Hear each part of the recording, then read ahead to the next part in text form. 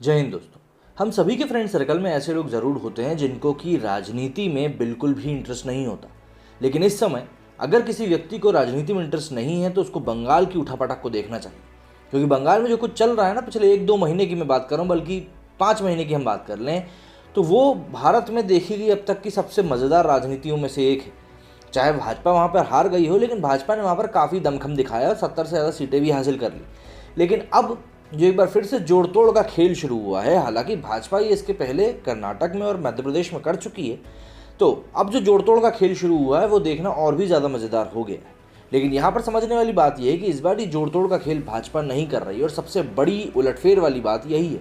ममता बनर्जी ने एक तरफ तो भाई भले ही खुद हार गई हो, लेकिन उनकी पार्टी ज़रूर जीत गई, तो एक तरफ तो उन्होंने भाजपा को हराया, और दूसरी तरफ अब जो जोड़ तोड़ की राजनीति उन्होंने शुरू करी है, ये भाजपा के लिए बहुत बड़ा सरदर्द बन गई है।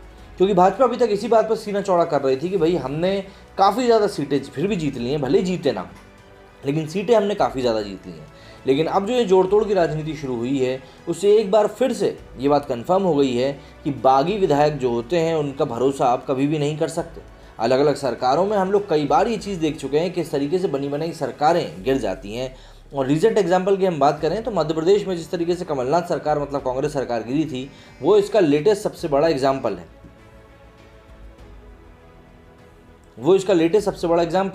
और यही चीज़ हमको बताती भी है कि किस तरीके से राजनीति में आपको कभी किसी पे भरोसा नहीं करना चाहिए। पश्चिम बंगाल की राजनीति में फिर से एक बार उठापटक होने की सुगबुगाहट तेज हो गई। खबरें हैं कि भाजपा के 33 विधायक सत्तासीन तृणमूल कांग्रेस में जाना चाहते हैं। बता दें कि चुनाव से पहले टीएमसी ने सभी 33 विधायक ऐसे थे जो भाजपा में शामिल हो गए थे। इनमें से 13 को पार्टी ने टिकट भी दिया था।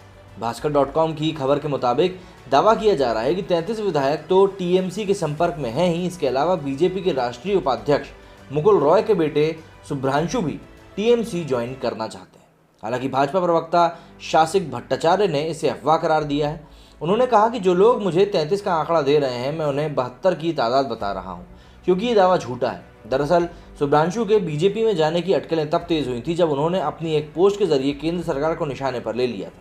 उन्होंने फेसबुक पर लिखा था कि जनता द्वारा चुनी गई सरकार की आलोचना करने के बजाय आत्मनिरीक्षण करना बेहतर है। बता दें कि शुभ्रांशु रॉय को बीजेपी ने बीजपुर से टिकट दिया था, लेकिन वे जीतने में कामयाब नहीं हो सके थे। वहीं ऐसी चर्चा है कि टीएमसी भाजपा विधायकों को दोबारा पार्टी में शामिल करने के मामले में जल्दबाजी नहीं करना चाहती। टीएमसी सांसद शुभेंदु शेखर राय के अनुसार शनिवार को दोपहर 3 बजे पार्टी कार्यालय में मीटिंग है, उसमें इस मुद्दे पर भी बात हो सकती है। बता दें कि ऐसे कई विधायक हैं जो टीएमसी में जाने की बात अब खुलकर कह रहे हैं। सरला मुर्मू, पूर्व विधायक सोनाली गुहा और फुटबॉलर से राजनेता बने दीपेंदु विश्वास ने साफ कह दिया है कि वे दोबारा टीएमसी ज्वाइन करना चाहते हैं। मुर्मू को टीएमसी ने हबीबपुर से टिकट दिया था, इसके बावजूद उन्होंने पार्टी छोड़ दी थी। इसी प्रकार पूर्व विधायक सोनाली गुहा भी घर वापसी के इंतजार में है। उन्होंने ममता बनर्जी को पत्र लिखकर कहा है कि जिस तरह मछली पानी से बाहर नहीं रह सकती, वैसे ही मैं भी आपके बिना नहीं रह पाऊंगी। वहीं फुटबॉलर से राजनेता बने दीपेंदु विश्वास ने भी ममता को पत्र लिखकर टीएमसी में शामिल होने की इच्छा जताई है। बता दें कि बंगाल की 294 में से 213 सीटें टीएमसी ने जीती हैं, वहीं 70 सीटों पर बीजेपी को जीत मिली है। चुनाव के कुछ महीनों पहले टीएमसी के 50 से अधिक नेताओं ने बीजेपी का दामन थाम लिया था। इसमें 33 तो विधायक थे। उन्हें पूरी उम्मीद थी कि इस बार वे भाजपा को जिता ही देंगे, जबकि कई की उम्मीद बीजेपी में आने के बाद भी पूरी नहीं हो पाई, क्योंकि पार्टी ने उन्हें टिकट ही नहीं दिया।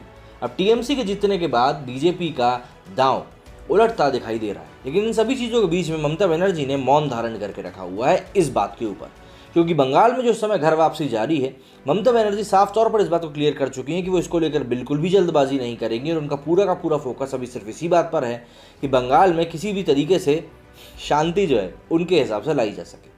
हालांकि बंगाल में इस चीज़ को लेकर काफ़ी संघर्ष भी हमने कुछ दिनों में देखा है, लेकिन ये जो एक घर वापसी की जो एक पूरी प्रक्रिया शुरू हुई है, क्या होता है जब एक इंसान खुलकर इस बारे में बोल देता है, जो कि हम 3 लोगों को देख रहे हैं, तो अलग अलग लोग इस बारे में बोलना शुरू कर देते हैं, और फिर सभी लोगों को कॉन्फिडेंस आने लगता है और कहीं ना कहीं डर भी लगने लगता है कि यार हमें भी शायद वापस चले जाना चाहिए।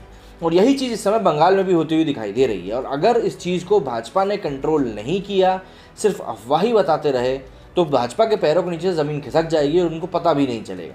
क्योंकि ऐसा अक्सर देखा गया, जब मध्य प्रदेश में कमलनाथ की सरकार गिरी थी तब भी उन्होंने यही कहा था कि इस तरह की कोई चीज़ नहीं है, सब अफवाह है और कुछ भी नहीं, लेकिन बाद में कांड होगा।